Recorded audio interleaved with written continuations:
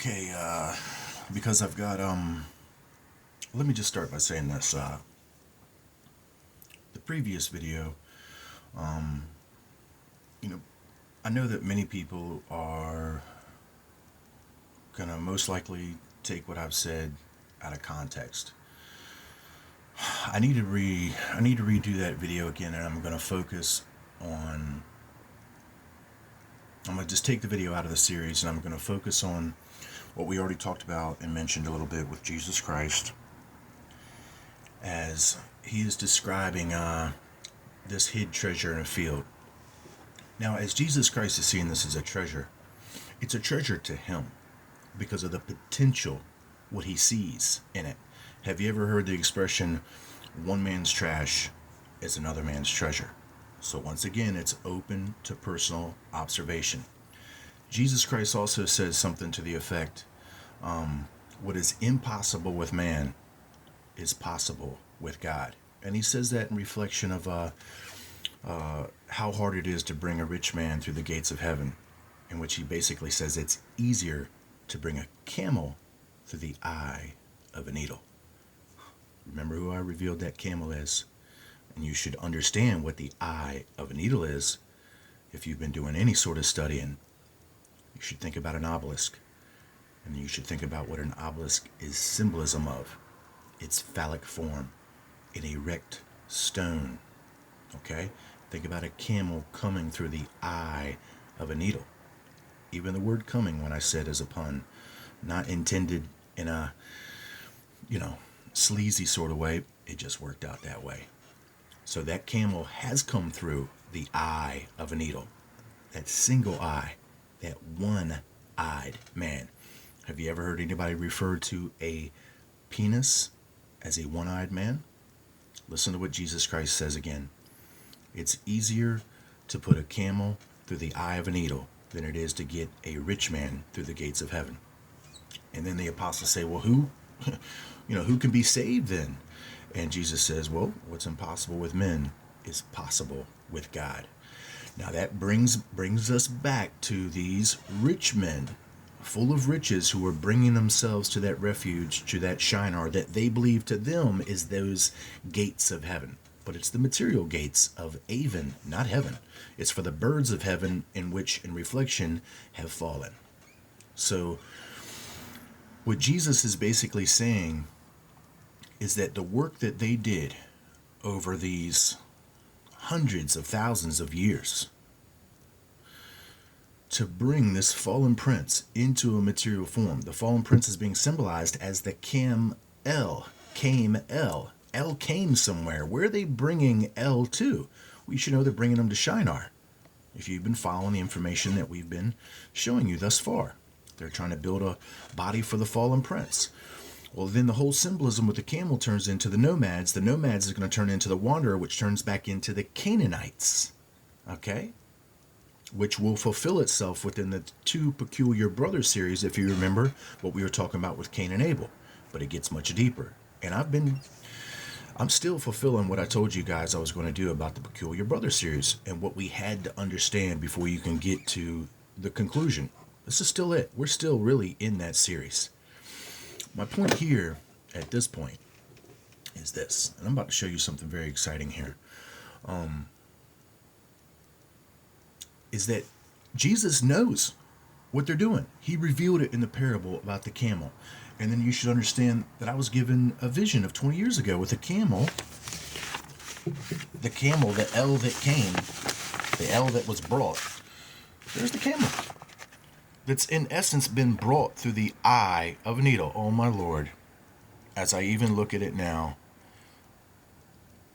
I can see something that just, if we're talking about an obelisk, the top of an obelisk is capitalized with a pyramidion shape, which is generally referred to as the Ben stone, which I said is symbolized from some sort of ancient depiction of a fallen star known as an iron meteorite.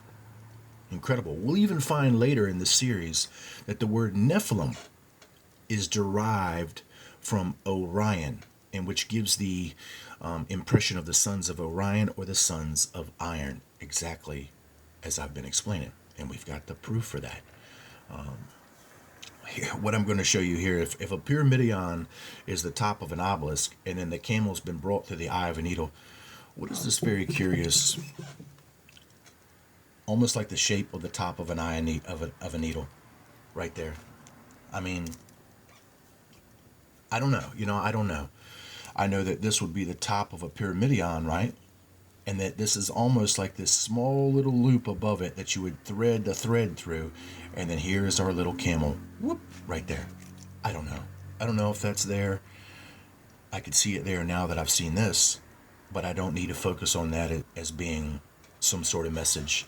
What we have here, for me, is intact enough, even more intact enough. And then when you put that in perspective of what their gate of heaven is, and then what Jesus Christ is describing, the camel going through the eye of a needle, and then of course the rich men that are related to the parable of the church of Laodicea from Revelation chapter 3, as Jesus Christ has already described. And then I went back and looked into the history of church of Laodicea, and I found that they've always had a problem with water. So then we realize that Shinar, in reflection of Zion, this moon place, doesn't have any water. And that we saw the parable between the great eagle that was taunting this other eagle to bring that water up to it. And then now let's go to the nursery rhyme, Jack and Jill. Jack and Jill went up the hill to fetch a pail of water. They went up the hill not to get the water, but to bring the water there. To bring the water there. Now, if you wanted to put it into perspective of how you've always seen as a child, Jack and Jill went up the hill to fetch a pail of water. That the water was on top of the hill? Okay, then you go back to Revelation chapter 12 and you see that their God is supposed to feed them. And in relationship to feeding, you are drinking. And if their God is the Lord of the flowing waters, which now is in representation of Enki, but fulfilling himself with the powers of the moon, the lunar tide, Lord of the flowing waters, we can see that, yeah, they might see themselves as going up there to get this pail of water. But the nursery rhyme reveals that they're going to come tumbling down. As the prophecy reveals, I think that they think that that does not apply to them any longer. Too bad. It does. And the seer is here. The seer is upheld. Face it. Face it. There's seers in the past, seers in the present. They got the power to tell you what's going on. Not every defining detail, because I'm not all powerful, but the power that is working through me is working with me as best as I'm able to receive to get this information out. It's still up to me to work at it, to spend as much time as I can for it based upon my love for everyone. I'm not perfect. I don't claim to be perfect. I struggle all the time. All the time. I think that's the beauty of it though, right? It's the beauty of it. Something so imperfect, which is going to forsake everything around him for what he really knows is true and perfect, and it's not myself. So in essence, I have forsaken my own life, this physical life in this topsy-turvy world, because there's nothing for me to gain in it except those few precious steps towards the right direction on the other side, and it ain't the moon. Okay. So we'll talk about that, the parable of Jesus, which will validate the truth of Jesus. It will validate as Jesus being separate from this. It will validate Jesus being separate from that prophecy in Rev 12 that's talking about this man-child being born. Jesus is telling you who the man-child that's being born is being brought through that phallic symbol, which is in relationship with the pharaoh genetic DNA, which is in representation of the fallen DNA that has been collected to form him into a body that has been cloned from people that have already given up their seal by free will. And then spiritually, legally, spiritually, this being can enter into a body. And then that would be what Jesus Christ said, that consummation of their crimes has come to the full. Consummation is a union, a sexual act. Coming to the full would mean that child has been birthed out from it, right? Jesus knows what he's talking about. There's so much that he's talking about. He's talking about the entirety of the whole.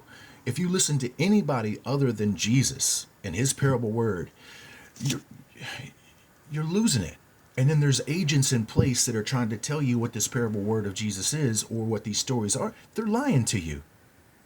And then the only way to weigh this out with what the truth is to guarantee that you understand that Jesus is the same yesterday, today, and forever. Forever. And then through that parable word of understanding, through the truth of Jesus Christ, the people that understand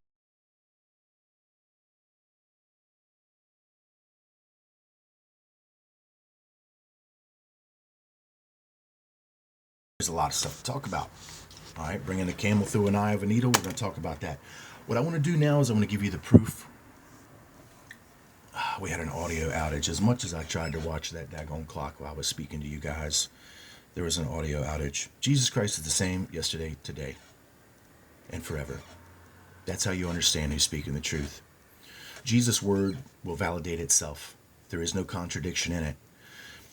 The people that are not speaking the truth of Jesus are contradicting his word continually. Oh, they want to say that Jesus is saying man is God. No, he's not saying it. He's not saying it at all. That right there will reveal these people as liars, and then trying to twist this up with some sort of forked tongue deception of the serpent, and then trying to put that tongue into the mouth of Jesus Christ. No, it don't work. That tongue is being put into your own mouth. You now become that fork-tongued serpent that is using doublespeak to get supposedly your lie to be seen as the truth, when you know in your heart it's the lie, because you got to work so hard with deception to get your point across. And then if you're all about freedom, right? If you're all supposedly about freedom and this freedom, why do so many people attack my own personal freedom? Why do they do it? The freedom that I'm exercising is to help save lives. The freedom that they're supposedly exercising is to deceive people so more lives will be lost. They want death. I want life. Who's for Jesus? Who is for Jesus? As I said, think about these brides that got their hoodies on and they're all trying to play the outward part. Jesus Christ says, you dress up the couple on the outside, trying to make it look all pretty, only hiding that darkness and filthiness on the inside. That's why Jesus was more apt to deal with people who were filthy on the outside, because he knows what he could pour into them once it ran over by consequence would clean their outside. So don't focus so much on your outside. That's the vanity. Focus on your inside. That's where the Spirit is. That's the truth of the Spirit. So if you're going into outer space instead of inner space for your truth, well, you're wrong. And you might quite possibly be dead wrong. And we're going to reveal that. We're going to reveal it. All right, let's get to this understanding of the Shin Ring. As I said, people are probably going to take what I said about Freemasonry wrong. I love these people. I love them like Jesus loves them. I see them as hard workers. I see them as dedicated. It's unfortunately that they're dedicated to the wrong work. The wrong hard work, not this work of iron, that is now turned into the irony of their lives. No.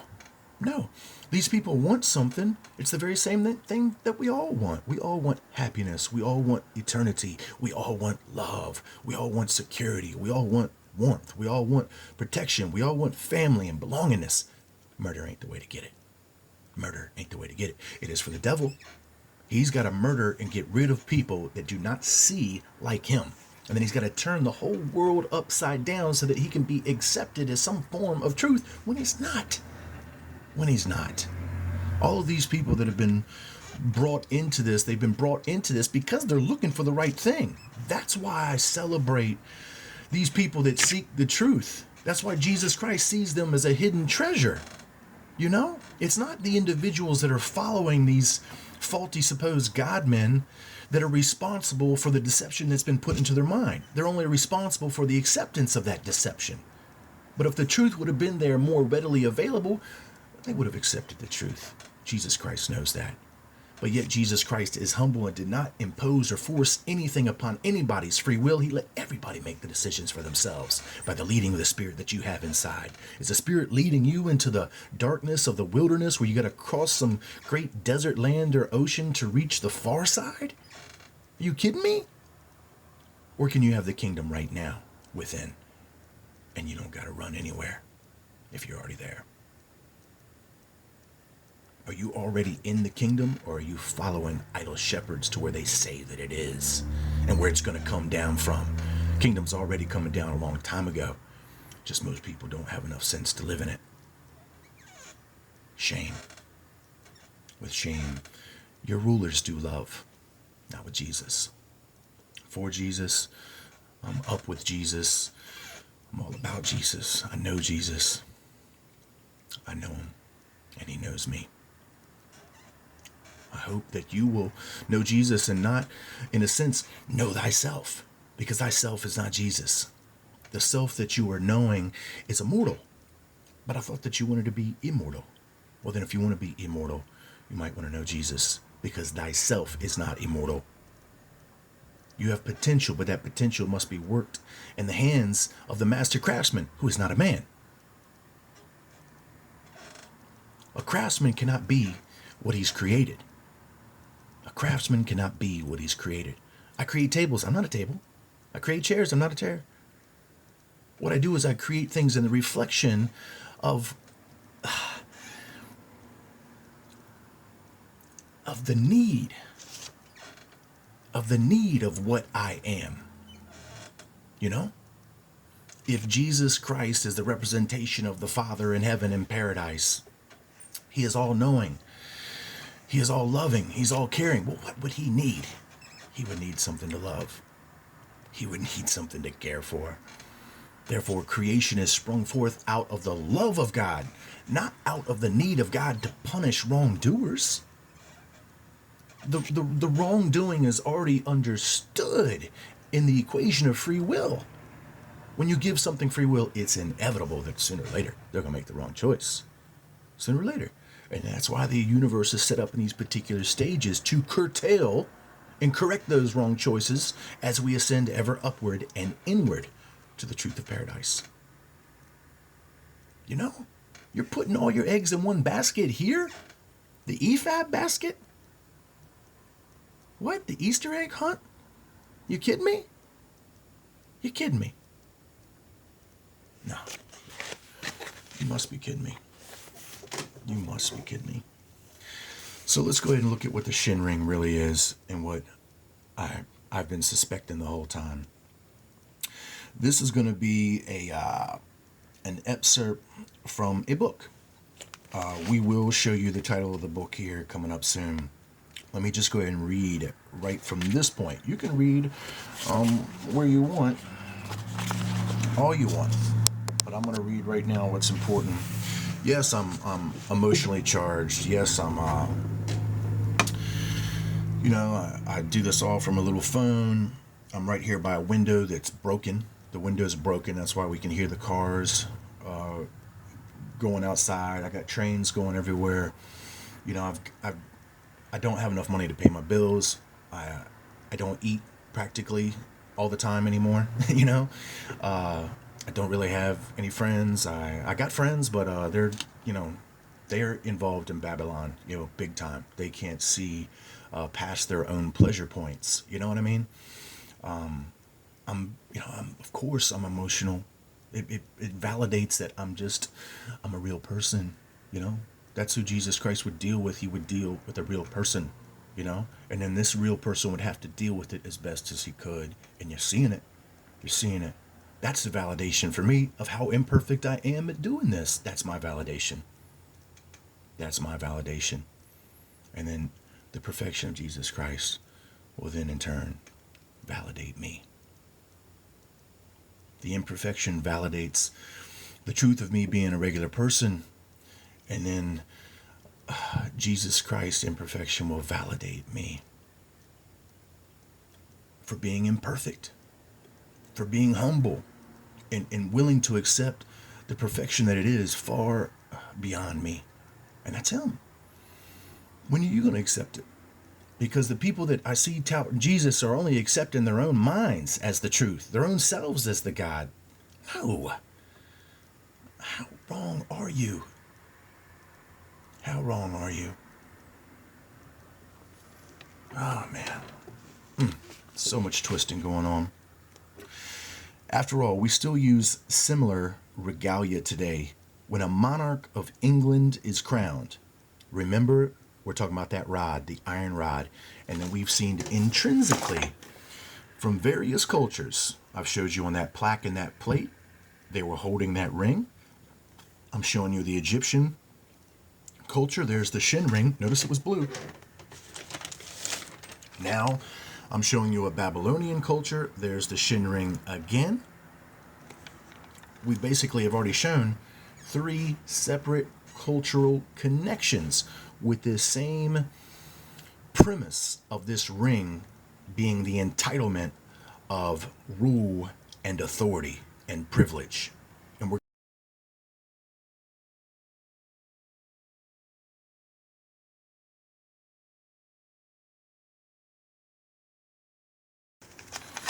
it makes me it makes me so severely upset that I see all these people that have everything at their disposal. They got big computers. They got people sending them in money. They got everything that they need. They got webcams and audio equipment, and they can produce quality videos. But do they have quality of truth? You know, my videos are not, the video form is not quality. It's it's humble at best. It is the best that I can possibly do with what I got, with my means. But I think that the quality of the truth that's within these videos validates the quantity of imperfection. You know, same thing we just talked about in a different way. There's a quantity of imperfection with me, but that one thing that qualifies it is my absolute livocation and faith to the truth of Jesus Christ. That's what qualifies me. Okay. And you will see that Jesus Christ will hold me up. The Spirit of truth will hold anyone up that has that has the strength, the courage, and the faith to follow after him in the face of all these mockers, in the face of all these attackers and these wolves and these deceivers and these people running around with these masks that just stalk you, and they hate you because you speak the truth. You speak something that they themselves cannot comprehend, so therefore you must be some sort of evil freaking demon because they can't comprehend you. You know what I mean? Well, I'll tell you, it's two ways to comprehend this. A person that is validating murder, is an advocate for murder, is evil. A person who is fighting against that is not. That's your dividing line, friend. That's the line in the sand. You find yourself drawing that line in the sand, and then you are validating and advocating the murder of other people because of race or color or doctrine or history or monuments or stones. You're dead wrong. You're dead wrong. From micro to macro, right? You forming your own reality? Okay, well, that is the reality you're forming for you. You form it for somebody else, you're forming it for you. Quantum physics, you a physicist? You don't need to be to understand that. Yeah, I'm fighting against murderers. I'm fighting against people that are accepting this advocacy of the devil and murder that goes with it. And yet I still love them. But yet I have to rebuke them. But yet I still see the quality in them, despite the quantity of imperfection that they've fallen to. How's that for a paradox? You know? With my God, he teaches me to love these people. It seems that their God teaches them to kill people. Who is right? Who knows the righteous Father in paradise? Huh? Or who knows some sort of egotistical, maniacal God-man on the dark side of the moon that is making the choices for us all? Huh? That's what our Shin Ring is. Notice that she's the queen of heaven, right? Heaven, what's heaven? Heaven is their material heaven that we just talked about in reflection with Jesus Christ as he speaks about this kingdom of heaven, the gates of heaven for rich men. They're going into another gate. It's almost impossible to get them to see the real gate. You know? So there's your queen of heaven. It's a bird of heaven. It's getting there. Notice that these owls, what do these owls represent? Well, the moon has almost always been commonly referred to as the dark side because you can't see it. It's shrouded in darkness. Darkness represents secrecy. It would be the secret side of the moon, which still applies to darkness. And then Jesus Christ reveals a parable. He says, what I revealed to you in darkness, shout it from the housetops. Then in another book, he says, what I revealed to you in secret, shout it from the housetops. Jesus Christ has revealed to me the darkness of their secret on the far side of the moon. And I'm shouting it from the housetops. But yet these people are going to defend it, and they're going to support it, and they're going to do it all based upon their own vanity, all based upon their own ego, all based upon their own satisfaction of self-gain over others. That's fallen right there. That's not what a God is. How could paradise be paradise if God was in rejection of anything? God is changeless, but to know God, it's you yourself that has to change. You yourself that has to change. You got to change right now. You got to change this sordid deception in your mind from seeing this idea of murdering your brothers and sisters, regardless of what color they are, regardless of what age they are, regardless of what level of education they have, or comprehension or perception or of observable reality they have. They're still your brothers and sisters. And that in eternity, they can be perfected. They will be perfected. In eternity, you will be perfected. You can be rehabilitated. But none of that can happen if we start taking people out. What we have to take out is the philosophy. What we have to take out is the doctrine. What we have to take out is this notion that mankind himself is some sort of self-serving God of his own pleasures. No. All of that whole ye are God's philosophy is wrapped up in sex. That's pleasure. Jesus Christ says you don't give in marriage or accept it in marriage on the other side. We don't procreate on the other side. Physical sex is gone, guys. It's gone. If you're so entrenched in the need of it that you can't leave this world behind, and that you had to look into something that would support your idea of continual sexual lust throughout eternity, you're carnal. You're an animal. You haven't lifted yourself up above those self-serving pleasures, that weightiness of the flesh. You haven't seen the higher truth and aspired to it and reached for it to bring you out of this abysmal darkness. No, you're going down into it. You're going down into it. Golly. After all, we still use similar regalia today. When a monarch of England is crowned, the king-making ritual involves sitting the king, or of course, queen, on a rough-hewn stone that came from Israel. And that would be the scone of stone that Jeremiah was supposedly reported to bring. Listen to what here is said next. A stone that came from Israel to Ireland thousands of years ago as a king-making stone. In one hand they hold a rod. Don't let this go over your head. Don't let hundreds and hundreds and hundreds of YouTube blind shepherds and false guides steer you wrong from an epiphany of truth. A barrier bursting load of truth. A watershed of truth, of understanding. That once you can put this in place, the whole thing comes together. The whole thing with the eagles and their rings, and the godmen with their wings and their feathers, and the demons with their feathers and the rings, and the vultures with their feathers and the rings, and the supposed rejuvenation. Think about it.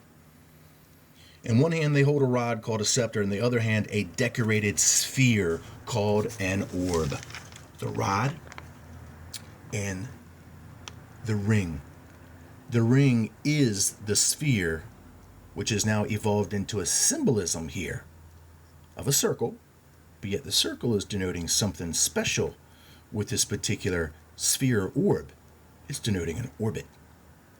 It's denoting an orbit that will now link us back up to the Ouroboros, which is that circular snake eating its own tail. As I told you, that's going to be the path of the moon, the leper king, as it goes around this world and feeds off of it periodically. That's what it all means, guys. That shin ring and this rod and this right to rule is going to be conveyed as their special privilege to be lifted up by these eagles to escape this destruction that did have a precedent naturally in the past that now is being created by the men themselves to control the world with their egotistic, maniacal, self-serving illusion.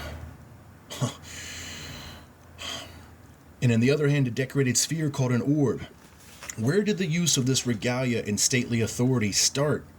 The current monarchy of the United Kingdom can still trace its ancestry back to the Thorfinn, the first Norse ruler of Orkney. Could it be that these king-making rituals have a direct connection with rituals that were once used at Skara? Yeah, guys. Yeah.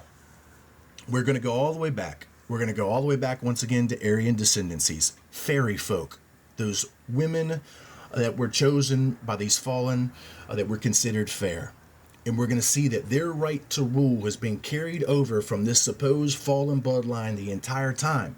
And then now it links it up. How they continually make their rule is that they have this knowledge, this special key to get to this heaven, this Avon place where these birds of heaven have been going before them. And then that is what the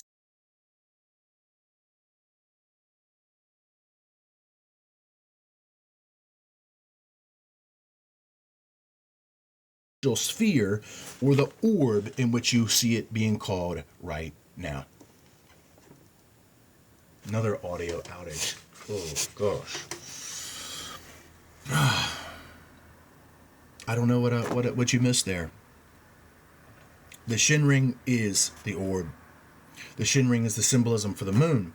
It's the symbolism for the bride that is being taken to the moon, being called as the Queen of Heaven, that select descendancy that it now comes back as the gods after this destruction that they're going to cause. And then they restart civilization. Well, once everybody's wiped out, that's where your 1,000-year kingdom age comes into for the Hebrew perspective, of which they think God is granting them. No, it's not Jesus Christ that's granting them that. It's the supposed God-man that they are worshiping on the dark side, the far side of the moon, the secret side, the God of secrecy. What is that? Harpocrates, which is very close to hypocrisy, is it not? Oh, this video is just... How do I get all you guys to see that, you know? So this whole king scepter rod to rule has been coming down from the Aryan descendancy. You think it's changing hands anytime soon? Now they're even making the black man look like the Antichrist. And then we got people like Will Smith, Beyonce, Jay-Z. What are you guys thinking? Because they pushed on you some Nubian habitation of Egypt, which was for a small period of time, which are not the creators of the temples, which are not the creators of the pharaohs, which are not the creators of the hieroglyphs, which are another culture that has occupied that region and did their best to decipher what it meant. You know what I mean?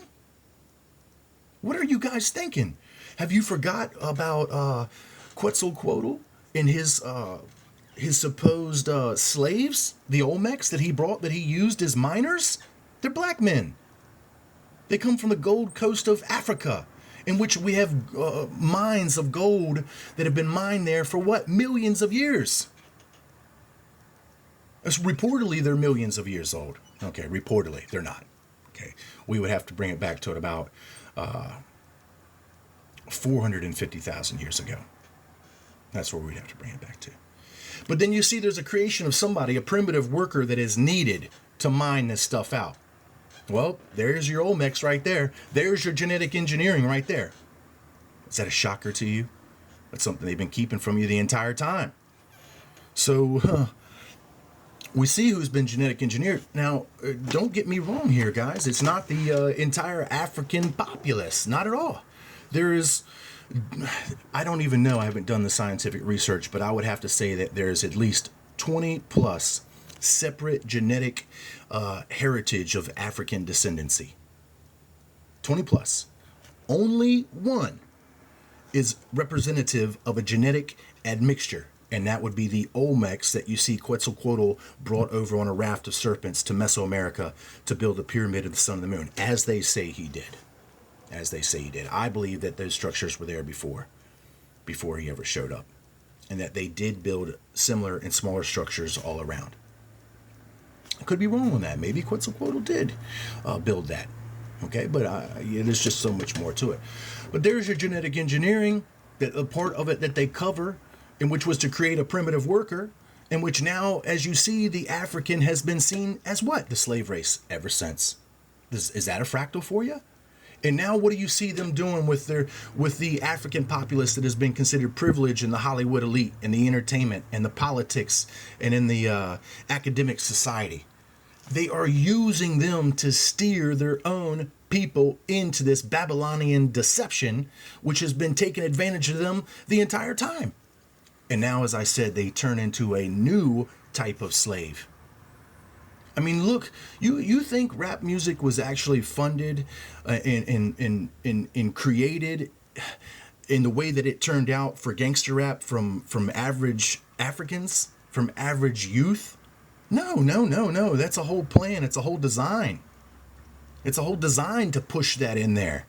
to further break apart the solidarity of the peoples between racial barriers. You know? It's to get certain people to act out, to begin to covet the material. Now look at rap music. It's all about me, me, me. How much gold I got, how many fat cars I got. Materialism, materialism, materialism. And then what are they doing? They're calling themselves gods. Yo, man, you a god. I'm God. You God. This God, that God, blah, blah, blah. Yeah, you're a bunch of gods because you're driving around in a white man's mechanical creation? What? I'm flipped out because I see so much, and I see so much where people don't see how much is wrong, and they're thinking that it's right, and then they embrace it, and they therefore become wrong because of it. You know? Come on, man. I'm not pro-white, I'm not pro-black, I'm not pro-Chinese, I am pro-human. I am pro-mankind. I am pro-earthling. I am pro this solar system. I am pro this universe. I am pro Jesus Christ. You know? Gosh, guys. Your shin ring is going to be in reflection of who has the power to go to the moon, which is now in reflection of a bride. All right. I'm going to, I got something else I'm going to show you if I even upload this video. Listen to this here. And then in his anger, the immortal God who dwells on high shall hurl from the sky a fiery bolt on the head of the unholy, and summer shall change to winter in that day. Remember my breakdown of the song, Bye Bye Miss American Pie. I revealed already through the Spirit of Jesus Christ, Spirit of Truth, that their sacrifice was going to take place in July, in the summer. And then we saw in that song, helter skelter in a summer swelter, all the birds flew off in a fallout shelter. All the birds flew off in a fallout shelter. Where do you think they're going? Well, that's that bride, right? That's got that wedding band, that ring. But we see it's not a ring of gold, it's a ring of iron. It's the chains of iron. And these people are embracing it because they ain't taking the time to see. They don't believe in the validity of Jesus Christ. They believe in the validity of themselves as a Christ. Well, you're going to suffer that lack of knowledge you got about it. So it will prove to you what I said about July equals sacrifice. Don't listen to any of these people when they're going to tell you it's going to happen any other time, any of this other stuff. It's going to be in July. Helter skelter in the summer swelter. We see the prophecy goes back to here. The immortal God. Well, those are what these men are hoping to become. Immortal. This is a God man that is being depicted as having the power to destroy. And he's doing it from some sort of high place, which you should now know is Avon. What do we learn about, for we wrestle not with flesh and blood, but we wrestle with principalities, wickedness in high places. We found out that the principalities represents nations in high places, nations. And that we see that this is going to be the representation of these supposed immortal ones that would like to see themselves as the Most High. No. You're going to meet the Most High one day, and they are plural. It's the Most Highs, and there are those higher than they. Jesus Christ would be higher than they. There ain't no doubt. But the Most Highs do rule in the kingdom affairs of men. These people on the far side of the moon have seen themselves as ruling as the Most Highs in the kingdom affairs of men. Man, I'm telling you. You've been making some wrong judgments then, ain't you? And then you are going to suffer the recompense of those judgments, my friend. What goes around comes around. You love to say that. You love to say that. It supposedly validates your golden age coming back around, and it supposedly validates the judgment for the people that you're about to take it upon for supposedly something that they supposedly did in the past that resulted in all this, when it's been you the whole time. When it's been you. That's the irony. That's the irony. So here we see the proof of some sort of immortal God-man that's going to hurl some sort of fiery bolt. That's the fire from the sky, right? Right? And it's going to take place in summer, right? Right? Which would be July, equal sacrifice as the Spirit are revealed. I'm upheld. I'm upheld in every possible way. So let me show you one last hieroglyph, and then I'm going to come back with another quick video. I'm going to say this now. I'm already going to come back on the next video and tell you that I don't want to upload this video. I already know the way that it sounds.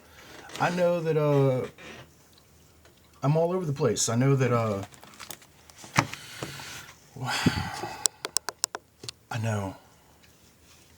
know I'm a man that is just doing his best. That's what I know. Okay. And if my best is not good enough, so be it.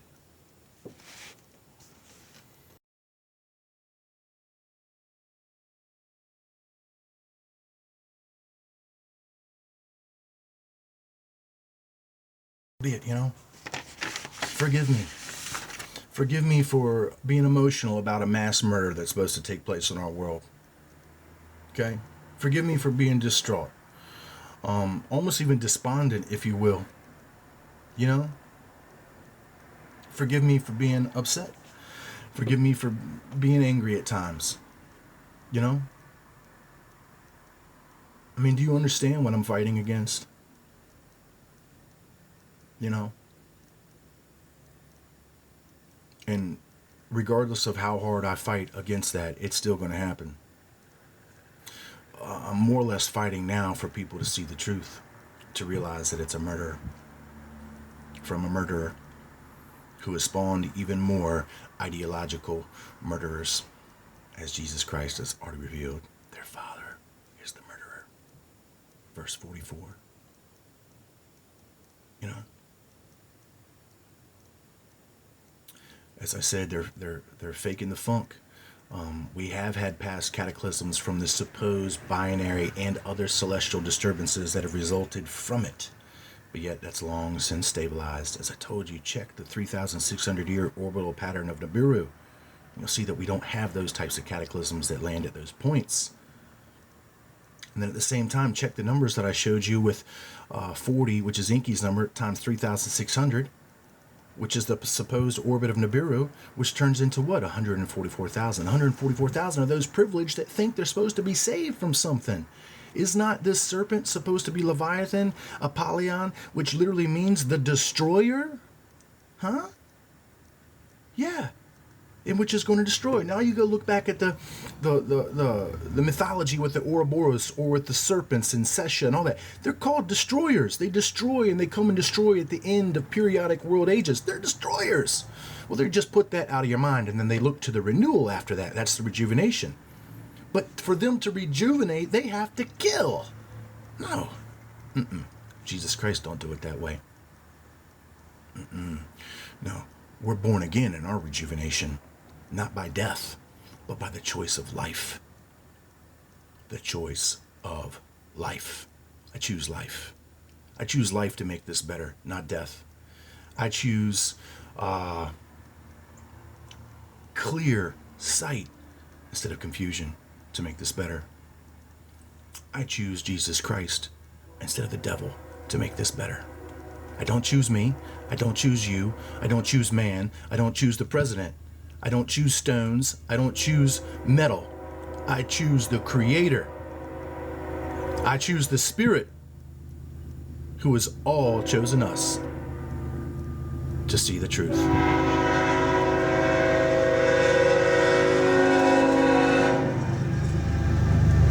Make your choice. And as I deal with trains, planes, automobiles, agents, stalkers, hackers, haters, people that want to bring me down, I'm still going to choose life. While they seek to choose my death. The death of my words, the death of my sight, the death of my conscience, the death of my being, the death of my personality, the death of my love, my hopes, and my dreams. They're choosing death. Jesus has chose life for me. Who do you think's going to win? Who do you think's already won? You entering the kingdom now? Or are you waiting for some sort of bird of heaven to take you there?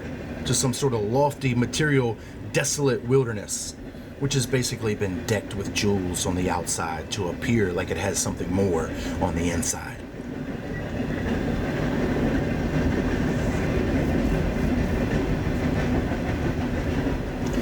I didn't plan for this video to be this long. I didn't plan for me to be so emotional. I didn't want to be emotional. I don't ever want to be emotional. I would like to be, I would like it to be calm and nice, but yet the world is not calm and nice out there. I believe that I have real reasons to be astir.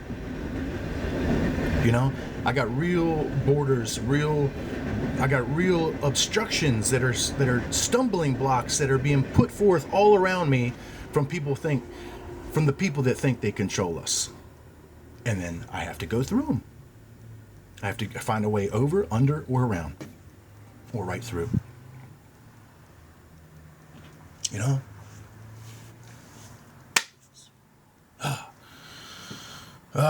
And then I know what I got coming for me too, right?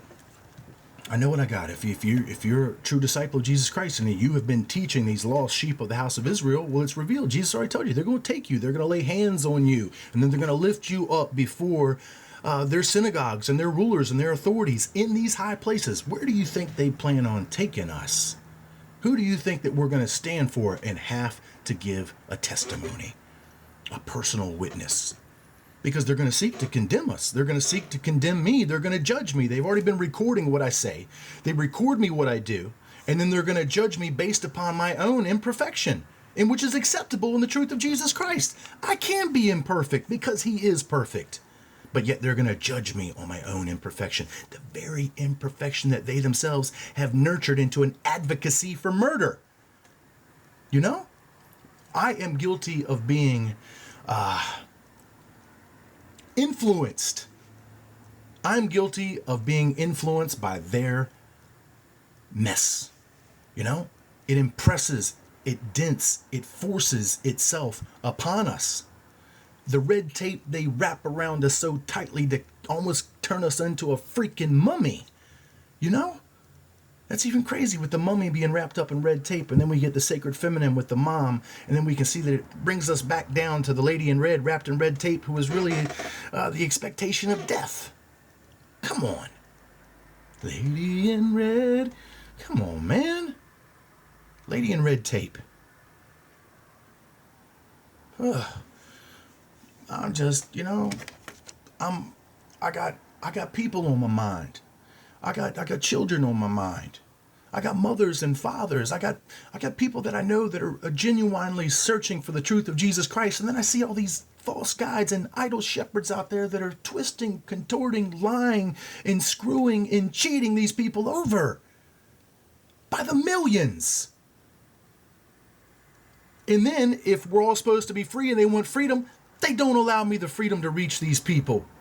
That's a deception. That's a lie. That's fear. They're in fear of this truth. They're in fear of this vision.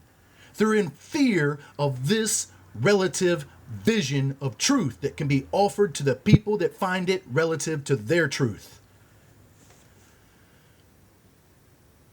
Why are they in fear? Because they know that they're wrong in the face of this truth. Because this truth now becomes relative to what they know is right and wrong.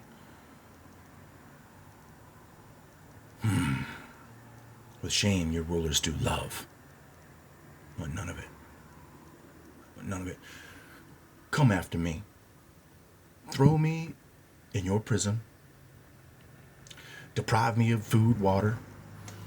Do whatever you're going to do. Or maybe you're going to celebrate me. Maybe you're going to try to convert me. Maybe you're going to try to do what the supposed ruler of darkness did as he brought Jesus up and showed him forth the kingdoms of the world and said, if you would just bow to me, I'll give you all this. Maybe they're going to try some crap like that with me. Maybe they're going to use women to entice me. Maybe they're going to use food to entice me. Maybe they're going to use some sort of status quo of title that they would give me if I would just come to their side. Maybe they're going to want to reveal all this knowledge and tempt me with it and say that you can understand and know and search out the truth all your life and we will support you. I don't want none of that crap. You can take your women, you can take your food, you can take your riches, you can take your jewels, you can take your gold, you can take your machines, you can take your technology, you can take your privilege and your status, and you can take it all and shove it. Every last bit of it. This spirit in me is going to paradise. Real paradise. And if I just have to drop the vestige of this flesh a few steps early in that process, awesome. Awesome. You know, the life that you seek to take from me only grants me the eternal life that you yourself think that you're after. How's that for irony? Last shall be first, first shall be last. Huh? What'd that mean? Yeah, you guys definitely got an emotional video out of me today. It's been building up because I've seen so much. There's so much here for me to show you that I'm like, I just got to get it out. And if I get it out emotionally, it's just the way it's going to have to be. We're focused right here. We've got some proof hieroglyphic wise to basically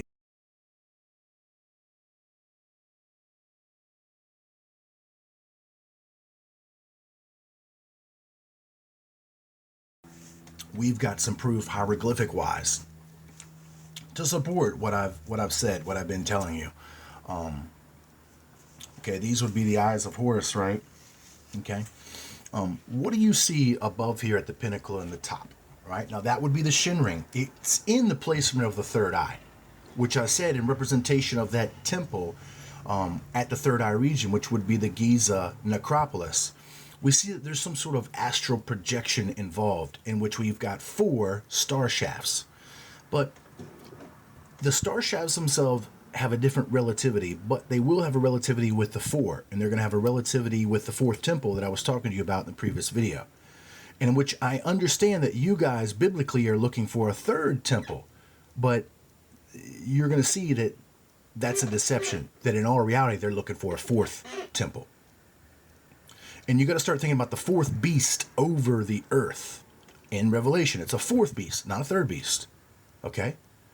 And then you got to start thinking about a whole bunch of other stuff that I'm going to show you that I've already shared with you with this 4.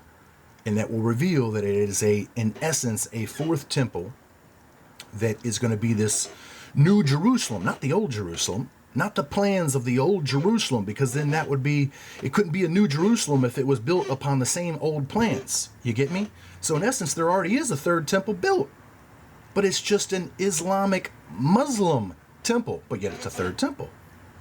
So the 3rd temple's already there. It might not be what you guys think it's supposed to be, but it's obviously something that they think it's supposed to be, because you got to remember, at the beginning of the Egyptian civilization, or at least the portion of it that comes after, let's just say the beginning of the Egyptian civilization that is associated with their Zep Tepi the first time, okay, because there's something before that. But nonetheless, we see that what is responsible for this start? Well, it's an ironite meteorite, some sort of stone that fell from heaven that they venerate. It's all about a stone, right? The king-making stone that we just saw, it's a stone, and then now a stone is supposed to smash and kill sinners. And then throwing stones. And then Jesus says he was without sin, let him cast the first stone. I guess these people think they're without sin. How could you be without sin if you're literally with sin, which is the Babylonian moon god called sin? Jesus ain't going to let you get around none of this. None of this. So, oh boy. So the projection here from the 3rd temple, as I told you, would be a projection naturally to what? The 4th temple. The 4th temple is going to be the moon. If the earth is the 3rd celestial body from the sun, in relative sequence, the moon would be the 4th. The moon would be the 4th. All right? The moon has a representation with time. 4 has a symbolism with time. All right? The timing of the lunar tides, if you will. The rising of the tide. Is that not a symbolism that they keep conveying? The rising of this tide. The flood waters. And then the rising of the tide is even in relationship to ancient civilizations which were built coastal that because of the rising of the tide, they've disappeared. Somebody else plans on disappearing in the name of ancient civilization, or at least the knowledge of it. Okay? So watch this. Watch this. This represents the Shin ring, represents the 3rd eye astrally projecting to what? That orb or that sphere in the sky. There is the moon. What do we have up underneath of it? We have these zigzag lines. I looked for it before I started this video and I couldn't find it. But I have got archaeological evidence that says the zigzag line is symbolism for the movement of the moon. Not only do I got archaeological evidence, I got evidence from the supposed fairy folk, which all this knowledge supposedly derives from. The daughters of men of which they thought were fair, in which the first kings come from, in which this right to rule, the shin ring and the rod and the scepter were given. That iron rod, right? So, unbelievably, the zigzag line symbolizes the movements of the moon. What do we got right up underneath of it? That's a cup. That's a cup, guys. A cup. And then you know that Ishtar is symbolized with the cup, right? And then we know that in this Revelation thing with the disaster, I've been calling it the second cup the entire time, right? What's underneath the cup? It looks like a bundle of what? Some sort of vegetation. Could that be in representation of the wheat and the tares? I'm not saying that this is wheat here. I am saying that it is a bundle of vegetation that is in the correct proportion to the main themes of this Revelation scenario, and even the parable of the division of the wheat and the tares. As you know, they are being lifted up somewhere to the supposed barn, right?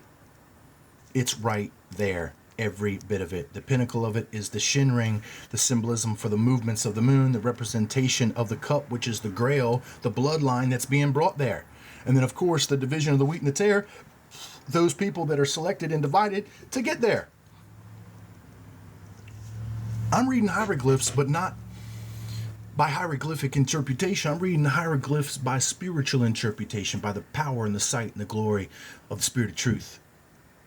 I'm making connections with connections that are valid without being valid academically with what they perceive as being valid. You get me? The Spirit doesn't need a bunch of freaking books to study and universities and degrees and people to teach me, to tell me what's real, when I know the Spirit of truth, Jesus Christ, is real. That's how I know. That's how I know. So your shin ring is the moon. It's an orb. It's a sphere. It's related to privilege. It's related to Aryan kings. And I will...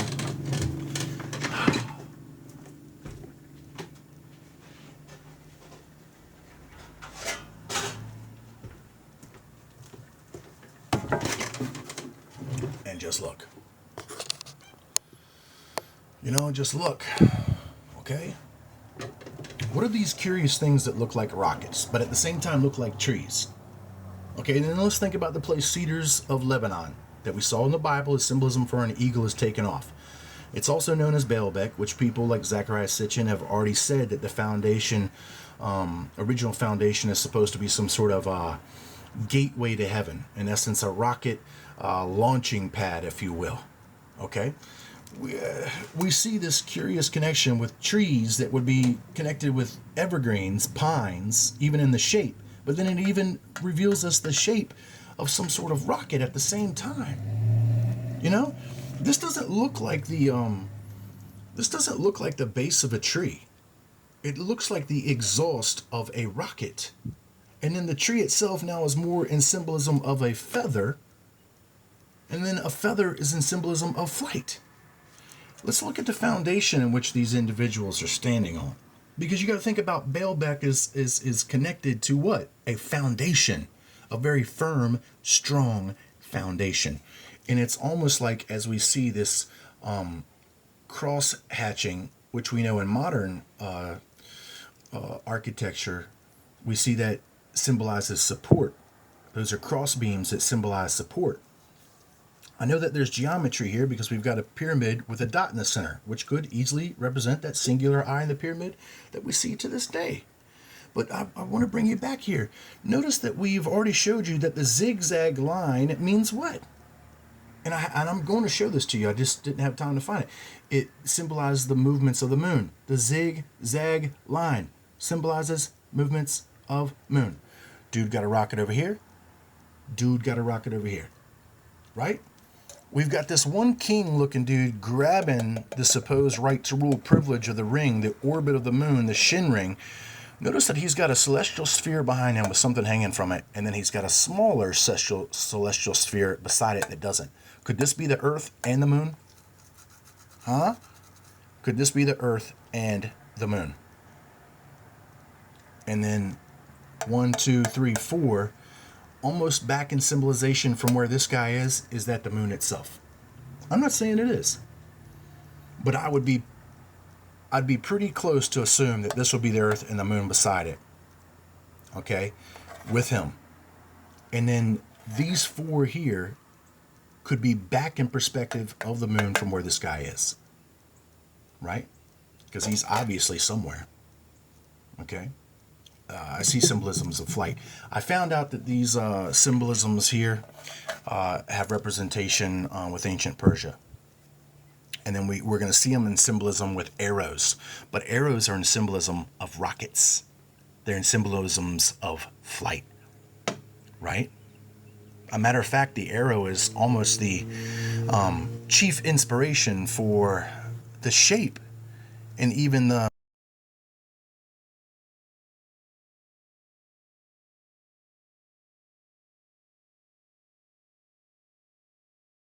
drawn kind of like an arrow and a rocket are somewhat similar. You know what I mean? So, why would this guy here, being a king, need some sort of arrow rocket pack? You know what I mean? I don't believe that that's actually a rocket that's on his back that he's just flying up in the sky. I believe it's symbolism for something.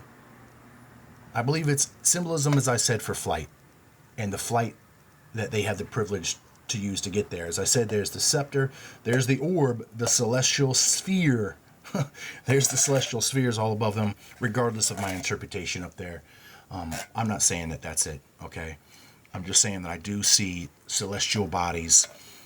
We could number them and create some sort of sequence, We could do it. And I'm going to look into it further. We do have a special sort of platform that has the zigzag lines, which now is in symbolism for what? The movements of the moon. And then we have the ring, which symbolizes what? The orbits of the moon. You would have to understand the movement of the moon if you were trying to plot a rocket course to it, would you not?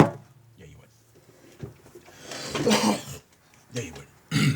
So, a Baalbek foundation, and there's some sort of special foundation, it's all right there.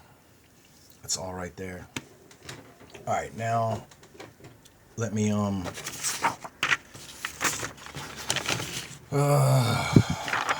man. Oh shit. I tore a little bit of my picture here. It's already been torn for a long time, but I tore a little further. Okay, guys, I'm sorry. If you had all this in your mind and you saw this at one time and you see so much even more that is absolutely real, and then you're fighting against murderers and devils and people that are self-centered and crazy, people that actually think that stalking and lying to you and deceiving and pretending they justify it, and then they're going to say that you're the evil one, because you see differently than they do. They can see all they want differently than I do. I'm not calling them evil. I say that I love them. That's why I go through all this. What is it about them that because other people are wrong that they think they got to kill you? These people can be wrong all they want. I don't want to kill them. I want these people to live. I know that we can change this world with everything we got, but because the rulers in this world ain't got no sense, the world's going to change by fire. Unfortunately. But it's going to be the fire that, in all actuality, is the irony that changes the hand of their rule back into the hand of the true. If you couldn't comprehend this video,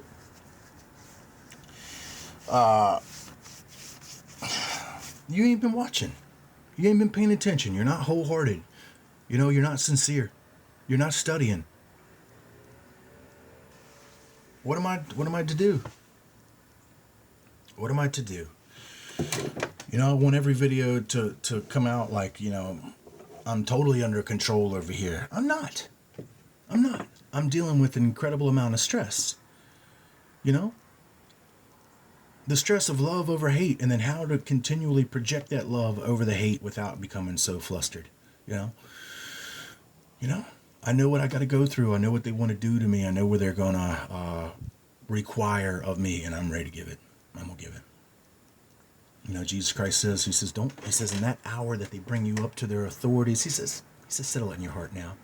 He says, don't meditate what you're going to say, because in that moment, the Spirit will surely teach you what you're to say to them. You know what? I already had that vision maybe about 15 years ago. I had that vision. Some people would call it a dream. It was no dream. I saw what's going to happen to me, and I saw what's going to happen to them. I saw me come face to face with this prince, with this serpent, with this dragon. Came face to face with him, and he did require of me something. I gave it. I gave it. And wow, I'm amazed at what happened. I'm amazed at what's going to happen. And I remember the words of Jesus Christ. He said,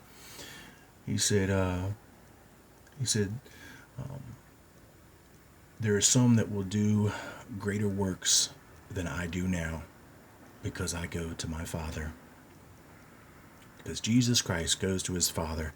Those that believe in him will do greater works than he did here on this world. One of the ones. I am one of the ones. And I will be back.